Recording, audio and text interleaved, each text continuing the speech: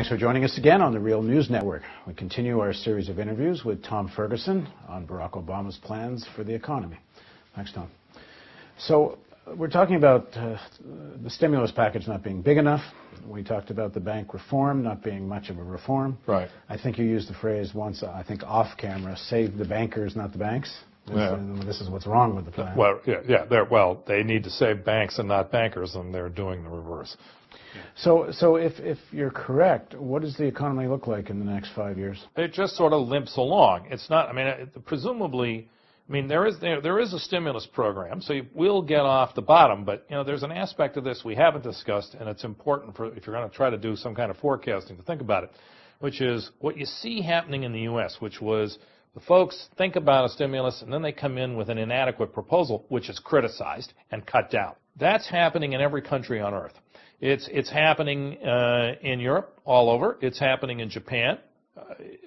China is, they actually talk big, but my take, along with a lot of other people who, is that the actual amount they're spending is considerably less than what they say. It's not that much new money.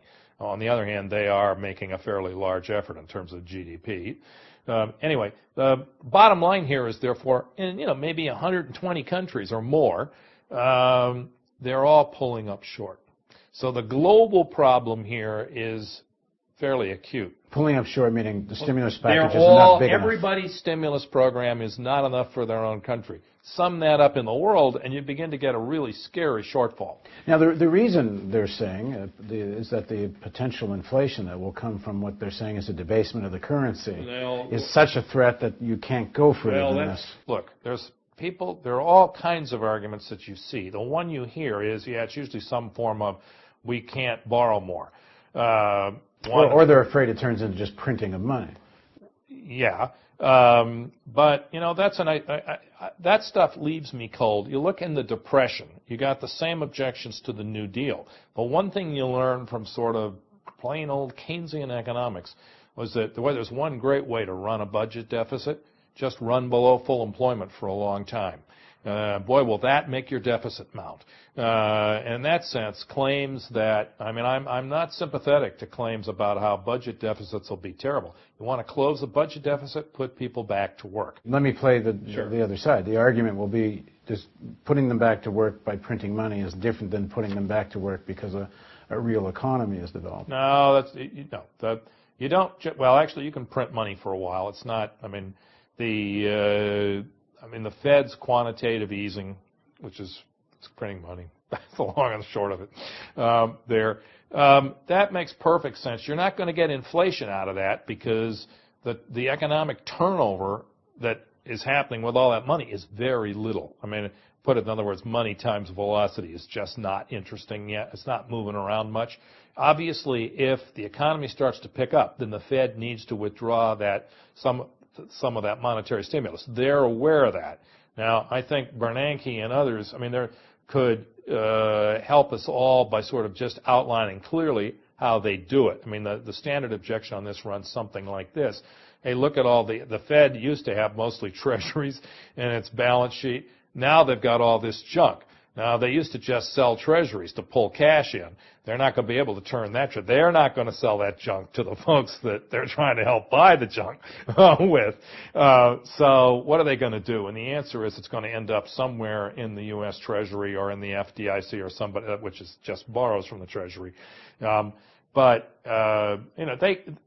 would help, I think, if they outline an exit strategy. There are folks saying, I've heard the objection, well, that just scares people. Nah, you could just sort of say, okay, this is roughly what we do. I don't take seriously yet. I don't see any signs of a high inflation. And you notice, the folks who are saying inflation is right around the corner are also talking about how the dollar is in imminent danger of dropping off a cliff, when in fact the world's been buying dollars for a long time now, and the demand for the dollar has been real high since this crisis started. As a whole, it's way up.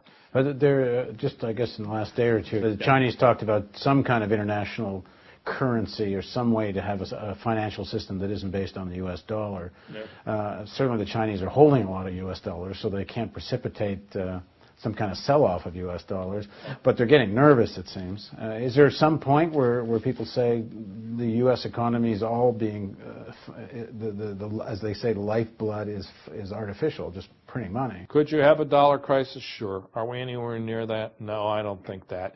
And frankly, what I think is going to happen is this. The U.S. will probably recover. I mean, I expect a slow recovery and one where the private sector weakness is pronounced. On the other hand, the U.S. will probably recover ahead of the rest of the world. That's likely to lead to a capital inflow. Some people are suggesting the capital inflows into the U.S. are in fact part of exaggerating the problem, that all the global markets are going to get so weakened. That's clearly a major problem. The folks that need money in the periphery can't get it. One hopes that the G20 would do something besides. The G20 needs to do several things. Which is coming up in a few days. Yeah. They need, obviously, to work on a plan to get financing to the third world. They need to, it would be nice if they did an economic stimulus program that was transnational. The U.S. request on that is not crazy. And it would also, however, be nice if they took the European cue and actually re-regulated the financial markets, which the U.S. folks are using the stimulus demand to block. They're effectively trying to just crowd that off the agenda by talking stimulus all the time. They don't want re-regulation in a serious fashion. So, but let's back up. Yeah. So, the stimulus package, in your view, is not big enough. And the banking and the financial. So what? So what happens? Well, things don't work very well. You get Japan in the 90s.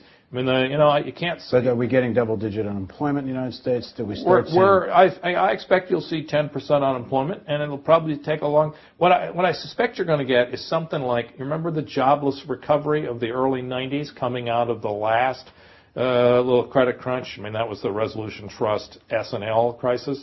This one's a lot bigger, but I expect you'll see the same type of very slow growth, with job growth lagging behind, the feeble economic recovery. That's what I think you're going to get. You don't think we're heading into something that one would call a depression? You could. Look, if these guys one assumes that sometime soon they'll have to admit that the Geithner program is not working and go to something bigger and bolder.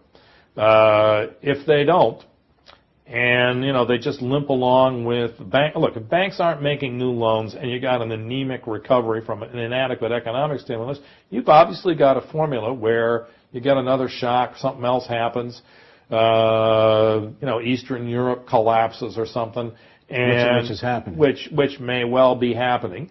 Then you could get another deadly round. I've done a lot of work on the Depression, and the thing that impresses you there is the sort of multi-tiered thing of it, where you'd think in 1930 it's bad. Hey, it gets a lot worse in 1931, and then in 32 it just keeps going down and down too. So, and you ultimately end in the U.S. with all the banks closed when Roosevelt comes into office. It could be that the whole system could stop just like that, although I doubt it. My sense is the combination of what the administration's been doing is so-called ring fence, where they guarantee assets, and these schemes for getting money into banks probably you won't get arteriosclerosis of the banking system and actually come to a halt. It'll just the patient will be feeble but not dead. In the next segment of our interview, let's talk a little bit more about your ideas about the buying of the presidency. Okay. Please join us in the next segment of our interview with Tom Ferguson.